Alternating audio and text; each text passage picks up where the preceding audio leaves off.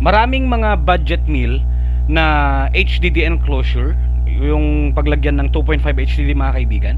Yan. So, katulad ng nasabi natin sa nakaraang vlog natin, yung last time, no? Kapag meron kayong sirang laptop, kunin nyo to, pwede nyo pakinabangan as external storage, pwede nyo gawing personal storage device, or pwede nyo ring ibenta. So sa mga binebenta natin na hard drive dito, bumibili ako ng separate mga kaibigan. Unlike sa nabibili natin online o sa mga stores na as in package na lahat 'yon, naka-built in na, nakalagay na yung hard drive, no? Tapos makikita mo na lang yung model sa labas. Ngayon, ang binibili natin is yung transparent mga kaibigan na product ni Shoal. Shoal ba ang ang pronunciation dito? Link will be in the description below.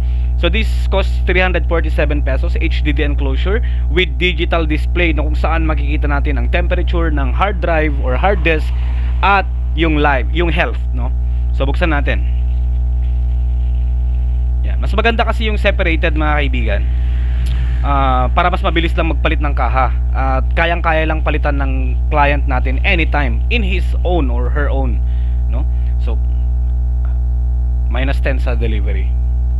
Packaging, pangit rin yung packaging ni Shoal, pero goods na rin to. Ayan, meron siyang display, HDD 2.5 SATA enclosure. Buksan natin. Boom, as is. And ito mga kaibigan ay meron ng type C cord, meron din kasamang foam pang fit kapag lalong lalo na kung thin type yung ilalagay nating SSD or HDD. Yan. So type C na rin siya, which is good. Mas maganda na yan mga kaibigan. Yan. Labas natin. Tanggalin na natin yung user manual and product specifications. So as is ganito lang siya. Meron din siyang seal pa na plastic mga kaibigan. Bubuksan natin. Oops. Since para ito sa client natin, syempre lilinisan na natin siya. Meron din namang mga budget meal na I think maabot lang siya ng 7,000 pesos, ay 7,000 ng 100 pesos, 107 pesos. So pwede rin ganoon mga kaibigan. Pero ito kasi para sa mga clients natin, syempre mas maganda kung maganda rin yung kuan natin. Transparent ang binili ko para sa mga nabibili nating HDD, makikita nila agad kung ano yung brand and pang legit na rin yan. So hindi ko muna tatanggalin yan. Alright, so nalinisan natin yan. And yung ilalagay natin na isang order, meron tayong ngayong December, meron tayong 4 na order para dyan, 3 1 tera at isang 2 tera. So ito, binibili natin to ng separate mga kaibigan. Yan. So 1 terabyte siya, WD. Pero yung lalagay natin yung isa, yung Seagate. Nabibili ko to sa kung ano-anong shop lang, no? Pero meron tayong mga kanya-kanyang supplier din. And tested naman na yan. So far yung mga nabentahan na natin years ago, hindi pa naman bumabalik.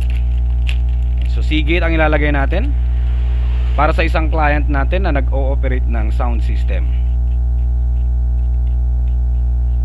So linisan ko lang para matanggal yung alikabok nya. Alright, so pwede natin siyang ilagay. Okay, as is, ganun lang siya kasimple.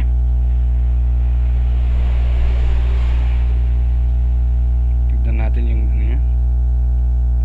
kala ko may scratch na, wala pa pala, yung seal lang pala. So yan, then lagay din natin yung since thin type to, meron tayong lalagay na parang foam.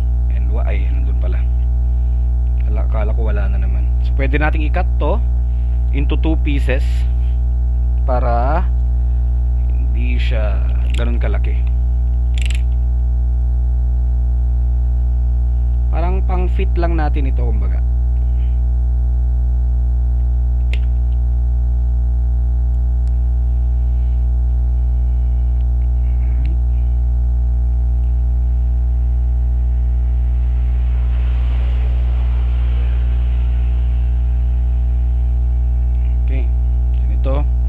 Linisan rin natin syempre para walang, lalo transparent kasi ito mga kaibigan, para hindi halata yung alikabok.